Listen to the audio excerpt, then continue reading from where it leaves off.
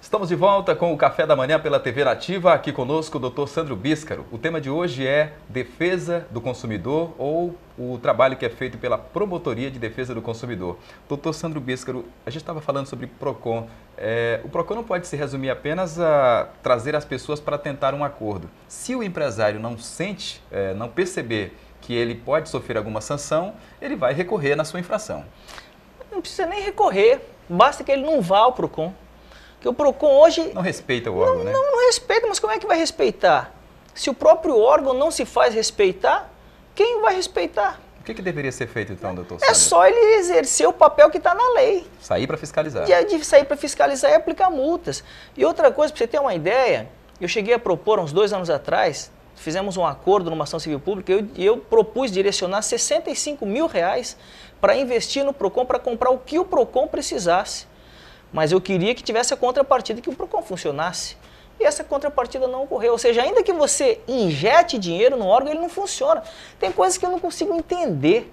Por que isso acontece? E é um projeto que é só ganha-ganha. Que toda a sociedade vai aplaudir, que vai regular o mercado, porque veja só, quando não há fiscalização, os empresários, eles não têm interesse em colocar um produto, um serviço de qualidade. Não se sente incomodado. Ele não se sente incomodado. Se o consumidor for lesado, ele vai reclamar para quem? Entendeu? Na sexta-feira, eu acompanhei o pronunciamento em cadeia nacional da presidente Dilma Rousseff, quando ela falava que na próxima sexta-feira agora ela vai apresentar, dizer para o país sobre a política do Estado brasileiro para os PROCONs, para a defesa do consumidor. E aí a gente imagina que, quer dizer, nós deveremos ter alguma melhoria, pelo menos no quantitativo, no pessoal, na quantidade de pessoas para fazer essa fiscalização, porque da forma que está, realmente não está atendendo. Olha, o nosso PROCON tem vários servidores, tem sede própria, tem lei. Então, só se a Dilma vier para a Imperatriz e ela própria, né? Ela própria for a coordenadora do PROCON, porque isso não... Vai chegar ao ponto, e aí às vezes, mas o promotor Sandro é muito duro, mas vai chegar ao ponto de eu ter que instaurar um inquérito para apurar a omissão do poder público com o PROCON. Doutor Sandro, há bem pouco tempo atrás nós tínhamos muitos problemas com as operadoras de telefonia, né? Houve até um projeto, me parece, para redução dessas tarifas, dessas taxas.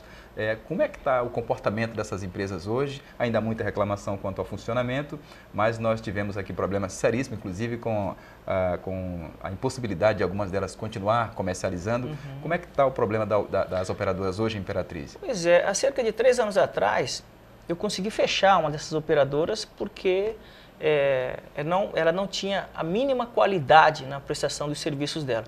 Resultado, de 9 torres, em 3 meses ela foi para 14 e passou a prestar um serviço melhor. Mas hoje em dia a gente já percebe que elas voltam novamente a apresentar problemas nisso aí. É natural, pela falta de fiscalização, porque só o Ministério Público sozinho, ele não dá conta disso. A demanda ela é muito maior do que a capacidade da minha promotoria de responder e resolver essas demandas. O grande parceiro seria o município pela via do PROCON municipal, que, diga-se de passagem, foi um orgulho nosso de ter o primeiro PROCON municipal do estado do Maranhão. Foi aqui em Imperatriz? Foi, nem São Luís tinham assim, nem São Luís. Mas hoje em dia, o que era o nosso orgulho já está se transformando num motivo até de brincadeira, porque colegas meus brincam comigo que outros PROCONs copiaram o nosso projeto de lei, já estão funcionando e a Imperatriz não funciona. Não pode ser uma figura decorativa, né? Pois é. E outra coisa importante, o PROCON, além de regular o mercado, de proteger o consumidor, ele também é uma fonte de receita para o município. Então, ganha-se de todos os lados, mas são 3 anos aí, vamos fazer aniversário de 3 anos, e o PROCON continua. Muito bem, estamos entrevistando o Dr. Sandro Bíscaro, é o convidado do programa de hoje, desta terça-feira, aqui no nosso Café da Manhã, trazendo importantes informações para cada um de nós que somos consumidores, principalmente como funciona o trabalho de fiscalização, os direitos que o cidadão tem e as obrigações que esses órgãos e que toda a sociedade tem nesta relação de consumo. Dr. Sandro Bíscaro, ainda existe a venda de leite in natura, quer dizer, as pessoas estão correndo risco de morte, né? Consumindo produtos de qualidade duvidosa, e agora uma campanha para fiscalizar a venda desse leite. Como é que está sendo feito esse trabalho e qual é a finalidade, além de coibir essa prática? Olha, o problema do leite clandestino, ele é um problema de saúde pública e de saúde econômica. É bom que se diga isso. Saúde pública por quê? Porque as análises que nós temos feito elas têm retratado o quê? Salmonela, Escherichia coli, coliformes fecais, pelo, pus, sangue, tudo misturado nesse leite. Tudo no leite aí. Tudo no leite. Então, veja só, tem os laticínios que sofrem rigorosa inspeção, fiscalização para produzir o leite. Mas o cidadão ainda acha que o leite bom é aquele leite que vem no latão. O leite, se ele não for refrigerado, após 2 horas, ele vira uma bomba de bactéria. Então, isso é um problema sério para a saúde do consumidor. E também um problema de saúde econômica. Por que saúde econômica? Porque tem os laticínios que investem milhões para atuar dentro da legalidade. E o que acontece? Tem que concorrer com o clandestino. Então, de duas uma. Ou o clandestino vai para ou o laticínio vai para a clandestinidade, ou ele vai fechar as portas, porque ele não tem como concorrer no mercado injusto disso aí. E aí a atuação que está sendo coordenada pelo Ministério Público, envolvendo vários órgãos, de fiscalizar isso aí. Agora, isso é um problema grande, e a sociedade tem que ter consciência de que problemas sociais nós não resolvemos da noite para o dia, e muito menos sós.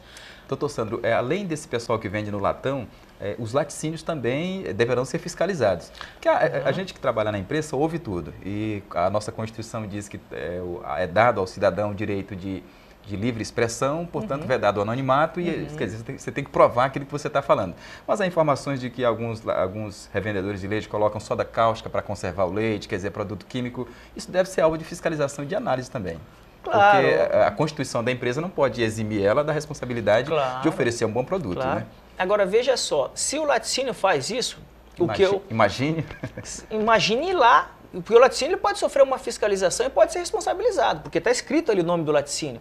Agora, aquele leite que você compra no latão, que você não sabe a mínima procedência dele. Nem a quem cobrar depois. Nem a quem, muito menos a quem cobrar. Então, o cidadão tem que ser mais também criterioso. Veja, é o consumidor que vai determinar a qualidade dos produtos e serviços que estão postos no mercado de consumo. Como que é o consumidor? Não aceitando qualquer coisa. Esses dias nós passamos numa pizzaria com uma equipe de engenheiro de alimentos, entregamos a minha recomendação. Por que engenheiro de alimentos? Para explicar para o proprietário os problemas, os riscos disso. Uma semana depois passamos fiscalizando e apreendemos 90 quilos de queijo nessa pizzaria. Então, isso não pode acontecer. Agora, por que acontece? Porque os instrumentos de defesa do consumidor ainda são fracos, tem muito que se aperfeiçoar.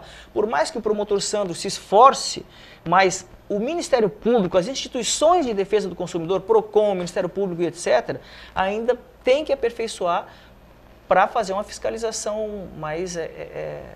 Doutor Sandro, questão da fiscalização. Antes da gente chamar o próximo intervalo, esses órgãos, o próprio município, as organizações não fazem porque são coniventes, não têm material humano, não querem. O que está acontecendo então? Porque fiscalizar é uma questão de vontade também, de querer, né? Olha, a fiscalização, nós falamos do transporte coletivo no início.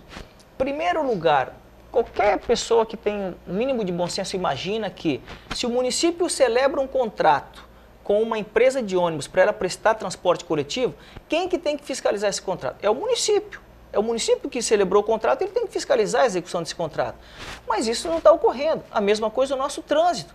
O nosso trânsito é um caos, mas a gente escuta de setores do governo o quê? Que o problema é porque o IPI está baixo e aí tem muito veículo nas ruas. Quero falar nesse assunto do trânsito daqui a pouquinho. Segura um pouquinho aí pra gente, vamos tomar um cafezinho aqui. Sim. E já eu volto com o doutor Sandro Bíscaro aqui conosco no nosso café da manhã desta terça-feira, falando sobre os direitos do consumidor e como esse direito tem sido lesado a nível de Brasil e principalmente aqui no estado do Maranhão e Imperatriz. A gente volta depois do intervalo com o nosso café da manhã.